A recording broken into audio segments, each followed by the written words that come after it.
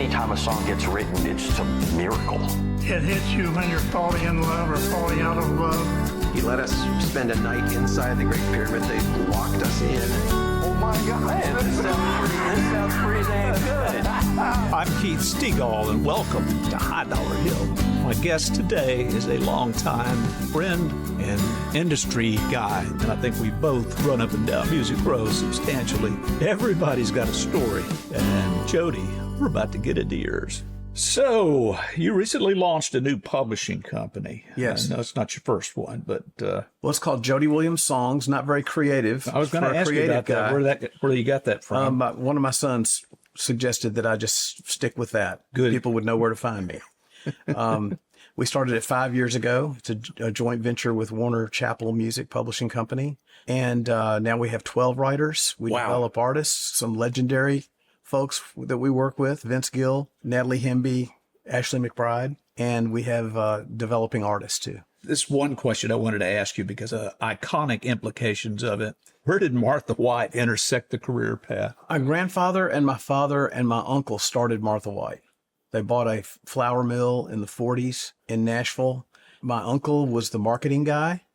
And the Grand Ole Opry was becoming a real thing. Yeah. At that point, radio was becoming a real thing. So they tried different singers to hawk the flour, and they wanted to have a show on the Grand Ole Opry. They looked at the Carter family. They looked at Marty Robbins. They landed on Flatt and Scruggs. Is Flatt and Scruggs doing the original song? Mm-hmm. When they? Okay. Yes. So is any performance money being made off of that song? Yes, I'm sure it is. I'm sure it is. Besides the fact that your family is up in Martha White, and obviously that's touching onto the music business as far as the Opry, when do you seriously start thinking about a career in the music business? Back then, the broader Nashville business community looked down their noses at anybody in the music business. White collar, downtown business community thought that the music business, they tolerated it. Yes. I grew up in a house that was sort of like that. However, I was always interested in music, and my dad loved music and played records in the house all the time. We ended up moving next door to a family. So Billy and Tommy Crane were brothers, and their dad, J.E. Crane, who built all the Krogers around Nashville. Wow. Billy was my age, and Tommy was a musician. Billy said, you and I need to have a band, and I'm going to teach you how to play, and we're going to have a combo, and we're going to be like my big brother Tommy. As time passed, Billy and Tommy both became professional musicians. Mm-hmm.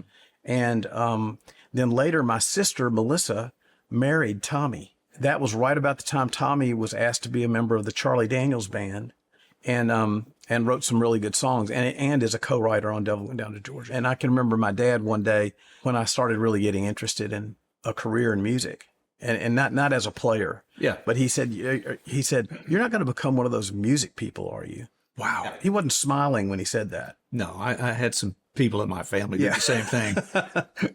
And I said, well, I think I am. I don't look at it like you look at it. That's interesting, though, that you came out of that environment. I wasn't really discouraged. Yeah. Like he didn't harp on that. But that day that he said that to me sort of showed me really how concerned he was that I was heading into this path. The company that we haven't mentioned yet, which is a huge piece of I think, of your career, is BMI. Huge. Biggest piece of my career. And how does it spin itself into your life and into your career? I went to 1 year college. I called my dad and I said, I'm in a bluegrass band out here. I'm working at Peaches Records, which is these big record stores that were like the size of a supermarket. Yep. And I don't want to go to school anymore. And he didn't go to college. He said, great, just go to work. I said, great, I'm working. About a year later, I wanted to come home and I wanted to open up a Peaches Records. So he goes, why don't you go talk to Frances Preston at BMI and ask her what she thinks about this idea. Well, Frances Preston was David and Donnie's mom, who I went to high school with David and Donnie, and I went on family trips with the Prestons. That's amazing. And I didn't think Frances Preston I just thought she was David and Donnie's mom and did something in the music, but I didn't know what she did. So I go into BMI, and she was the lady that started BMI in Nashville. And I said, hey, Miss Preston, my dad wanted me to come talk to you. And she said, we're about to get into a recession and people won't buy music. They're going to buy food and they're going to buy gas. Why don't you work here in the mailroom and I'll pay you, and you can work here at BMI. I decided to take the job and sort of abandon my record store idea. This was when I was working at Peaches, it was the mid 70s. So it was like Willie and Waylon and Guy Clark and Asleep at the Wheel and all that great music coming out of Texas. And music was so broad in the 70s. I'm there at BMI in the mailroom, and of course my hair was down to about right there. And Frances didn't care. She just said, well, you got to wear a tie. The next thing you know, here comes Jerry Jeff Walker, and here comes Jimmy Buffett walking in the door.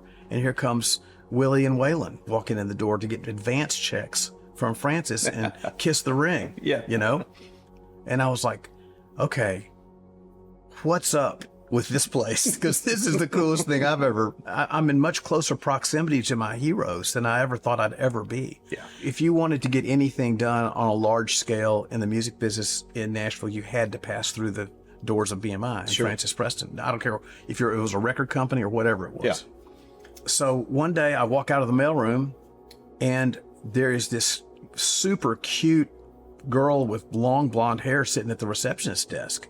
So her name's Karen Hibbett, and we just became, I was attracted to her, but it was like she was just a lot of fun. And so we just became best friends. And during this process, I realized that she was David Preston's high school sweetheart. Oh, this is okay. This is going to be. And she hung out with the Prestons on their boat on Old Hickory Lake before I even met David and Donnie. This is, and how Karen and I never crossed paths.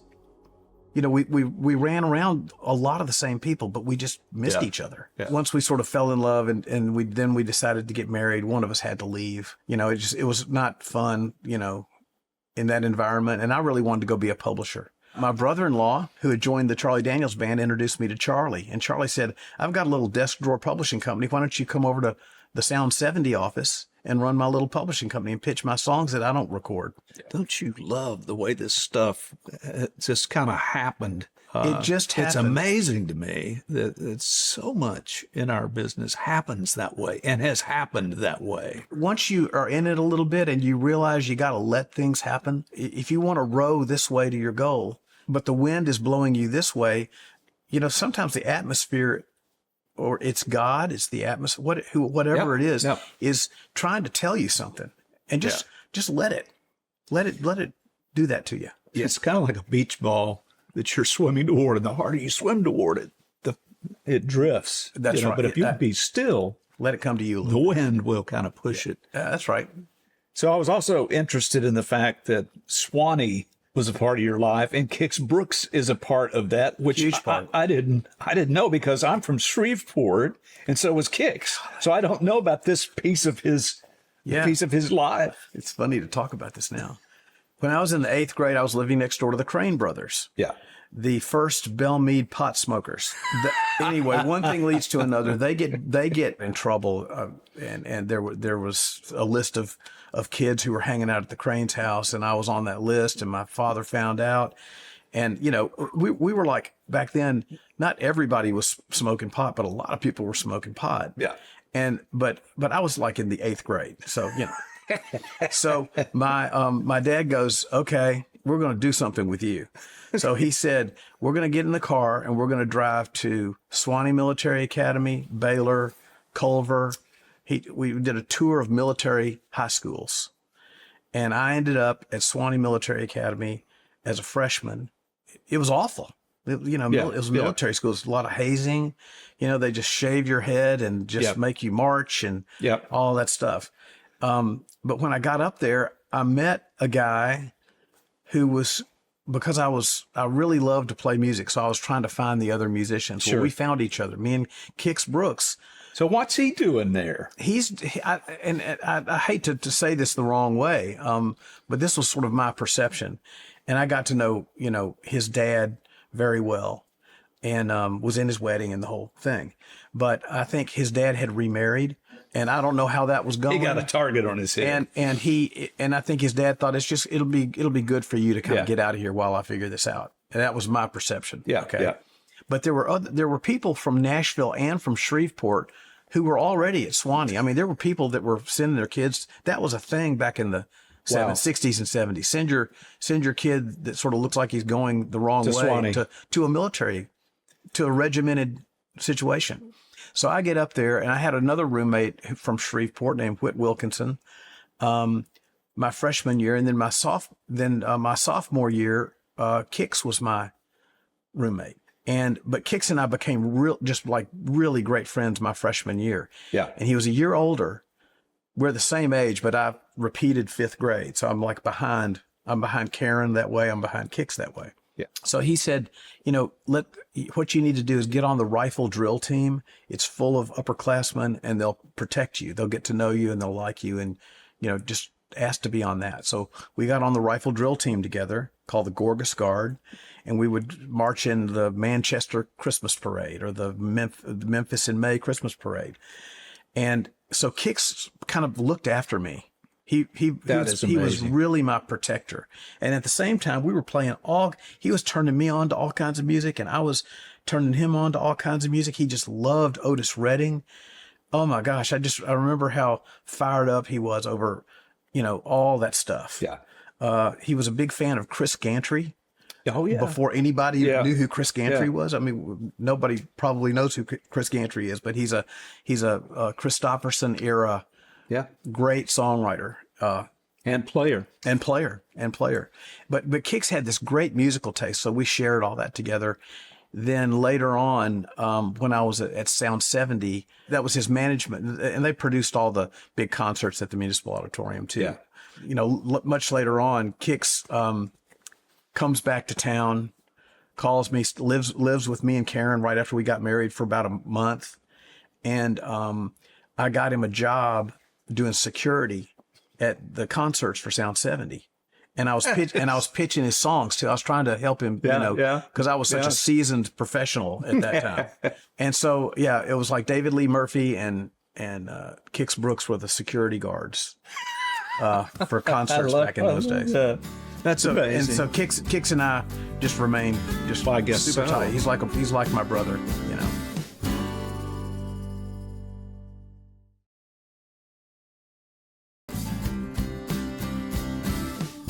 How many companies have you had? I've just had two of my own. Okay. This is the second one. How many companies have you run? Dick James Music.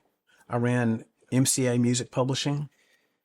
I ran the creative department of BMI. Those are sort of the big ones that I was in charge of. What's that environment like when there's a big company, a big corporation that you're answering to? There's two really good examples. When I went to go run MCA Music Publishing, I replaced a guy named Jerry Crutchfield who had run it for years. And I got there, and I'm a creative guy. Yeah. I mean, all I ever really wanted to do was be in a band, play guitar, and write songs. I didn't want to be the star or the singer. I just wanted to do that. Yeah. Then I found this other path. So when I took the job at MCA Music Publishing, I quickly realized my job had nothing to do with creative. Did that impact your thoughts about staying there? Oh, after about 2 years, I was really not happy. The guy who hired me, I was really excited to go to work for him. By the time I got to MCA, that guy had been fired. And I had a new boss who didn't hire me. And he and I were like oil and water. I was there for 4 years. Yeah. And in that fourth year, MCA merged with Polygram. I was going to ask you about that. How did that go down? Well, it didn't go down smoothly. And what was interesting is that there's a guy named Daniel Hill, who you know, who was running Polygram Music at the time. I was running MCA. MCA was going to buy Polygram, and they were going to merge the two companies. It was going to be called Universal at that time. Yeah. My boss becomes Daniel Hill's boss and my boss. Okay. So he tells Daniel that he's going to be the guy to run the merged company. My boss tells me that I'm going to be the guy. Oh, perfect. When in fact, they were cutting a deal with Pat Higdon to buy his company and make him the head. Which he ended up doing. So me and Daniel we were fired. And welcome to the music business. Welcome to the music business. And so, and that sort of set me on a path to start my first publishing company. So you were actually at BMI 3 times. Is that correct? So BMI Mailroom, Sound 70, working for Charlie Daniels. Worked for Charlie Feldman at Screen Gems Music for 2 years as a song plugger. Okay. Worked for Chapel Music for Henry Hurt and Pat Rolfe Okay. for 2 years as a song plugger. Went to Tree, worked for Roger Sovine. Okay. That's a good as a bunch song of people to work plugger, for. and that's where I really learned. I mean, that's where it all came together for me. I thought I'm going to be a publisher. I'm a long time. That's what I'm going to do because I was around all that talent. Yeah, I don't remember where we met for the first time, but I remember seeing you constantly, you know, as far as the industry goes. Yeah, But, I remember you being at April Blackwood, and I remember you being at BMI all the time. I think that had to be where we met. yeah, I would think so. At Tree, I was there for 2 years. It was so great. Then I went back to BMI Okay. for 9 years as a writer rep. Yeah. And that's where we probably had more interaction because I was given more responsibility at that time. And Roger Sovine had come from Tree back to run the creative department of BMI. And then I went to work for him there. And it was, you know, that's where I had a middle management job. My job was to sign everybody that wrote songs. That was good. That could help our market share. Harry Warner was there. Jerry Smith, Del Bryant. Jerry Smith spent so much time with me. You know, he had that listening room. Yeah. Come on back. I want to hear what you're doing here, what you write. You know, and he was so supportive in those early days. Tell me about the catalog that you sold to Anthem. When I got fired from MCA Music Publishing, along with Daniel Hill and a couple of other people, I went to Donna Hilly at Tree, and I said, "You should hire me back. You know, I'm out of a job. I know what I'm doing over here. I know your catalog. Let's go." And she was like, "Jody, I don't need it. I don't need anybody right now. We're fine." And I couldn't get a job anywhere. BMI didn't want me back. I couldn't get a job, and I did not want to start my own company. And Donna said, "Jody, all of your relationships are with songwriters. Spend a little bit of your own money and go ahead and start a company. And you know, writers lose their deals every week. Somebody's losing their deal. Yeah. And it's not because they're not good. It's just because they've got too high of a balance. Yeah. You should go look for those people and pick up single songs and start a publishing company. If you get something going on, come back here and I might think about helping you out." And I thought, I don't want to do that. I was just like, oh my gosh. I mean, I've got to go rent an office. And back then, nobody was working from home like that. Right. You had to hang your shingle out on Music Row. And So that's costly. it's costly. So I told Karen, I said, I'm going to take $25,000 out of savings. And by the end of that $25,000, I will either have figured out a partnership with somebody who'll pay for it going forward, or I'm just going to go do something else. So I did that. I had a little office suite. I ended up hiring our intern from Belmont. Her name was Catherine Blassingame, and made her my creative director. I remember that name. I went over to Pat McLaughlin's house. I said, "Let me get 10 songs of yours, and if I get one of them cut, let's split the publishing." Yeah. That's the first place I went because he's an old friend of mine. And then I just picked up single songs. This was about 6 months later. I got a Shelley Wright. I picked up a single song that was going to be Shelley Wright's next single. Yeah. And they had made a video, and somebody gave me a videotape of the video. And I said, "I'm going to take this over and show Donna that this is for real." So I go in there and Donna says, "I'm going to give you a joint venture." And I said, I didn't even know what that meant. I said, what is that? She said, "Well, I'm going to put you in business. We're going to pay for all the writers that you attract, and we're going to give you an overhead budget," which they don't do anymore, to run your company and hire employees. I was like, me? You know, and it's like, yep. I found Josh Turner through Catherine, who was going to school with Catherine. And we signed him, and we had Long Black Train, and his career took off. I was managing him at the time too. I learned that I was not cut out to be a manager during that, which was best for everybody. And Josh was a dream to work with too. He was so sweet, still is. Yeah. Then later I signed a girl named Liz Rose, who had just sold a catalog that she was a song plugger and a publisher. And Liz, unbeknownst to me, was a songwriter. I found out later she was a songwriter after Donna and I bought her company called King Lizard. She had a partner. Yeah. And I said, "Liz, your name is on some of these songs in this catalog." She said, "You know how writers do that. I just told them to change a line in like publishers do, will Yeah. critique a song. Give 'em credit. And I would ask the co-writer, I said, did Liz really write this? Or did she just suggest, she goes, no, she wrote 50% of the song. And I said, Liz, you wrote these songs. And she sort of went, well, yeah, I did write these songs. I said, well, I want you to be she worked for me as a song. I hired her for 6 months to just pitch the catalog. Right. Because it was a catalog I wasn't familiar with. And 6 months had gone by and I said, I'll pay you double what I'm paying you now to write songs. She said, I don't want to do that. I said, why? She said, because songwriting is so speculative and being a publisher is a more steady job. And that's where I'm comfortable. And she had 2 little kids at the time. Yeah. And I said, yeah, okay, but I'm firing you as a song plugger and I'm offering That's you amazing. a job and I was paying her like $500 a month Yeah. Yeah. to pitch songs. And I said, I'll pay you $1,000 a month to pitch, to write songs. And so she really couldn't, Yeah. You can't turn that down. turn that down. She was doubling her money but I wanted her in a new role. So she starts writing and we start getting cuts. Tim McGraw, Trisha Yearwood. I mean, she and a girl named Kim Patton Johnston were on a roll and getting no big singles, but getting, good album cuts. Yeah. I remember somebody called me and said, Bob DiPiro wanted to write with Liz. And I said, Liz, Bob DiPiro, finally somebody big wants to write with you. This is great. You deserve to be in that room. I don't want to write with Bob DiPiro. I said, why? She says, because I'm not that good. Bob DiPiro thinks you're that good. Yeah. Why don't you give it a shot? She wouldn't do it. And she kept writing with these young female artists that she was comfortable with because she had daughters and she was kind of a mom figure in a way to these girls. And one of those girls was Taylor Swift.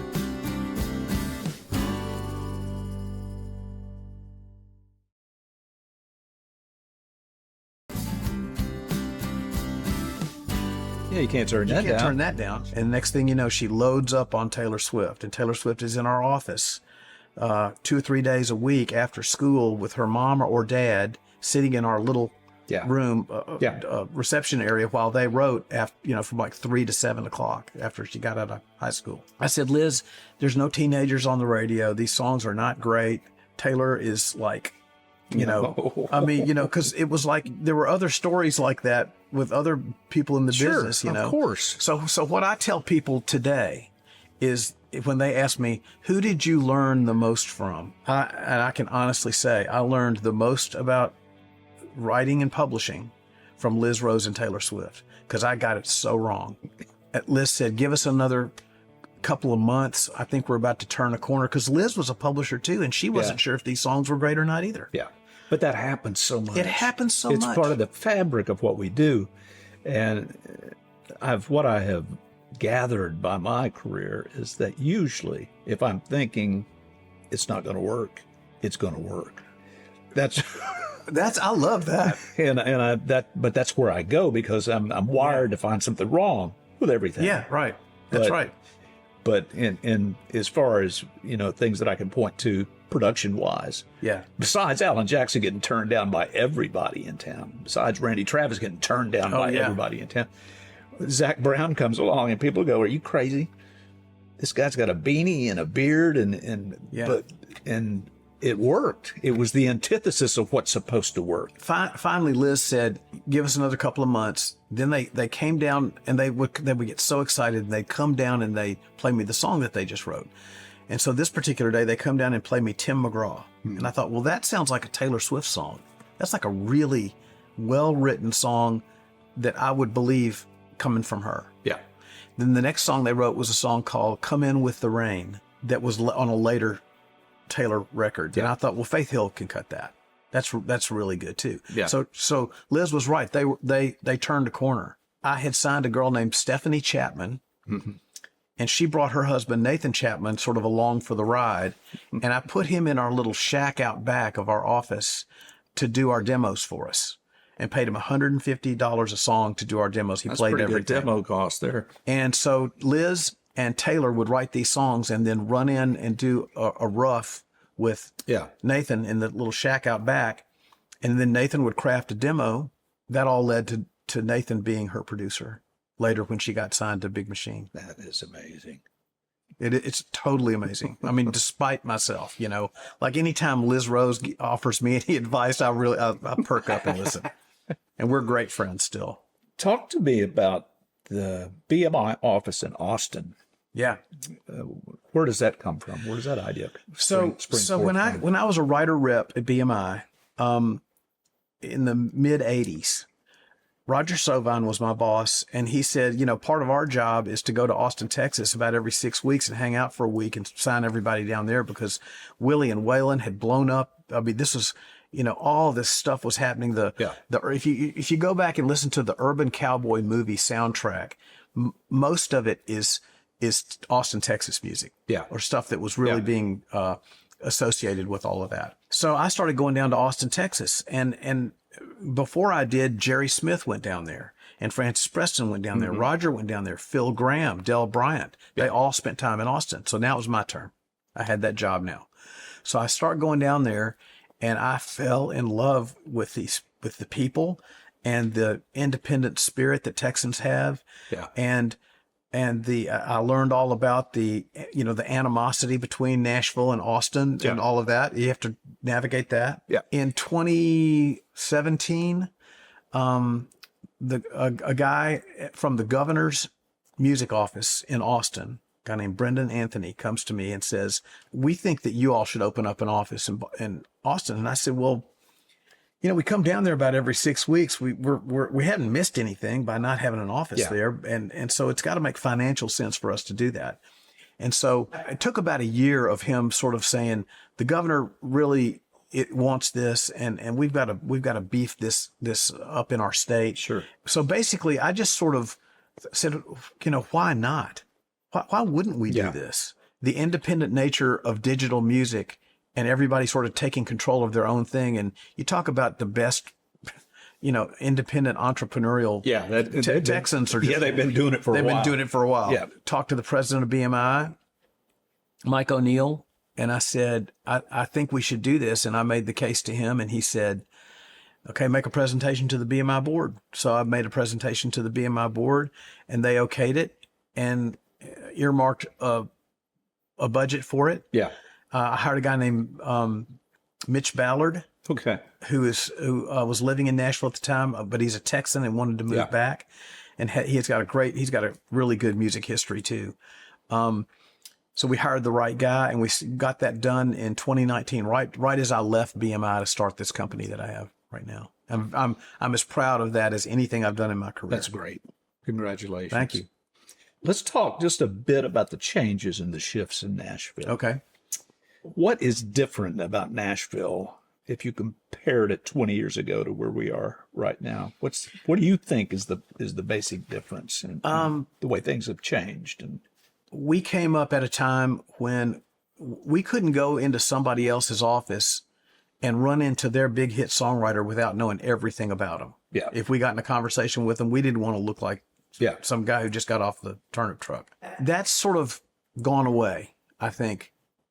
To a certain extent, I think the younger sort of since the bro country era, from the last 12 to 15 years, there's been more emphasis on what I did today and what I did last night than what they did 20 years ago. Yeah, that's interesting to me. It's interesting to me too, and I don't blame them for that. I think that's just that's culturally that's their culture, but it's still it's disregard for history, which is super important. And if you don't want to make mistakes that people made. You want to, it's easy to see the things that people did right, but if you really dig into the history, you can learn from what the people did wrong. Absolutely. I think you would agree that I've learned more from bad bosses than I did good bosses. When I got to town, which is about the time you did, publishers were great editors. Mm-hmm. And I assume that you still do that, which is old school, but I annoy the hell out of it. Is the school. It is the school. That's what I looked for at a great publisher. That's right. And that's not the norm. You and I had mentors that taught us those skills. Yeah. And you as a writer, you longed for that. Oh, I ate it up if I could get it, just somebody tell me what's wrong with my song. Yeah. Yeah. And so I do that. I like when songs get turned in between 3 and 5 every day and the emails will come in. I comment on every one of them and I'll say the second line and the second verse didn't do this. And I tell you what, 9 times out of 10, when I do that, the writer hits me back and says, we talked about that. We just went the other way. Yeah. But I know what to do now. It's always something little like that. And a lot of them some of them don't like it. No. But I comment on every song. I'm glad you're still holding on to that. I'm holding on to that. So what do you think about these songs that have 6 and 7 riders? I think it's just silly. I think it's when we started our company, I'd been at BMI running that creative department, going through the BMI awards every year, the 50 most performed songs in country music. In the last 5 years, it was the same song, 50 of the same song. And I thought, what are we doing? So when I started this company, I left BMI, I said, we're not going to have track guys as songwriters. We're going to have guys who can write the whole song by themselves that day if that's what's called for. Yeah. If you get canceled on, you're going to show up and you're going to write the song anyway. Yeah. There was something happening that day that meant that you should be writing a song by yourself today.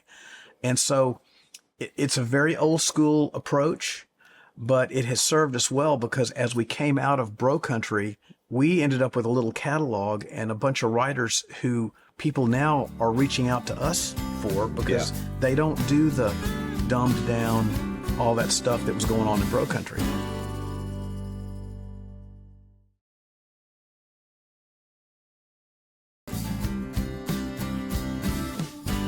I wanted to ask you, obviously, the proliferation of streaming.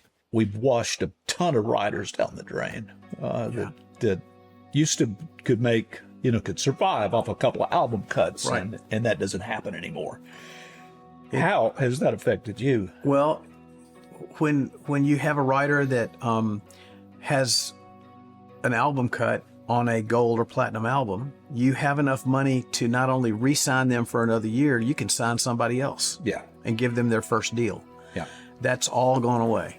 Yeah. And I think we've run about 1,500 professional songwriters out of town because they can't make a living that way. And, a lot of songwriters, forever have had second jobs or whatever. There's nothing wrong with that at all. When all that money with streaming kind of went away, we now have about, I'd say, 300 professional writers now, something like that. Bart Herbison would know.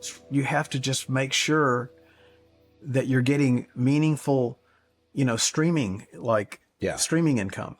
But you can't, if you sign a songwriter for $30,000, and you can't really live on $30,000. No.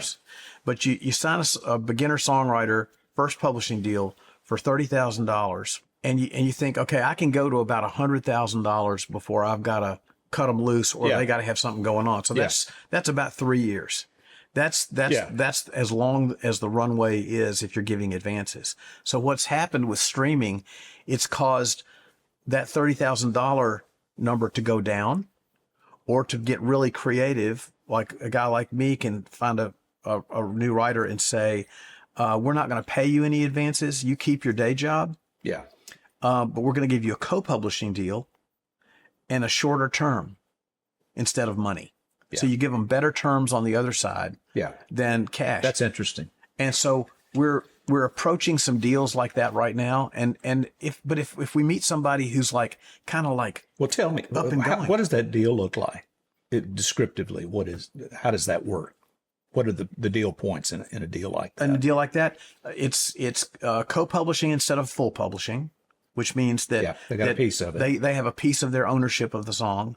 It means it's a 1 year with one option. My option, I can pick up that option, and if I pick up that option, usually you got to put some money in that option period, $10,000, and pay them $10,000 on the barrelhead right there. And you give them, you have a minimum delivery commitment. Okay. and you're hooking them up with better with writers, and here's the other big difference in today's market is that everybody is an artist. Nobody's moving here as just a songwriter. Yeah, that's true. And I was going to ask you, what is your process for placing your writers into record deals, or is that a piece of what you do? It's about a third of what we do. It's like I've got 4 developing artists at different levels that we're just trying to get to the point where a label will sign them. Yeah. And then in the last couple of years, they get to this point and they don't want to sign with a major label because when they sign with a major... That's a different concept completely from what we're used to. Yes, that's... Because major labels stop their momentum. Yeah. You have to get on this schedule and they'll put you 2 years down the road. Do you understand that schedule? I don't. It's just whoever's got the heat. That's where they're going to go. And so if your artist has got some heat today, you're still standing behind these other 2 that they just signed. And unless this process of releasing 3 singles because you're fishing, calling it a single, I don't know whether it really means anything. It's just so, and it's taking 50 weeks to get a song up into the top 10, even for a big artist. Some of these big artists, it takes that long. On these writer artists, do you sit on songs or do you continue to pitch? Well, we might tell them that we're sitting on the song, but we're pitching them. I mean, if I can go get Eric Church to cut one of our songs that is written by one of our developing artists, I'm just going to explain I love it. Stephanie Chapman, when I had signed Stephanie Chapman this is 20-something years ago, I called her and she wrote a song with Liz Rose and Trisha Yearwood cut it. And Trisha Yearwood was having hits on the radio at that time. And I said, Stephanie, I've got the best news. Trisha Yearwood cut your song. And she just bursts out crying because she wanted to be the first one. I said, you don't understand. This is allowing me to, this is going to allow me to keep your deal option up and keep your deal. She wasn't having it. I love that. I've bumped into that a couple of times. Yeah, I bet you have. With people that I'm writing with. Don't pitch my songs. Yeah. Chris Oglesby. Yeah. Chris Oglesby, I called him. We co-published a song. I said, there's this little artist and Paul Worley's son had cut a record on this artist and had a bad management and they had something going on. And I said, it's a really good song, but would you okay this license as the first release? And he said, Jody, I'm never going to turn down any license for first release. I don't care who it is. I don't care who it is. They're so hard to get.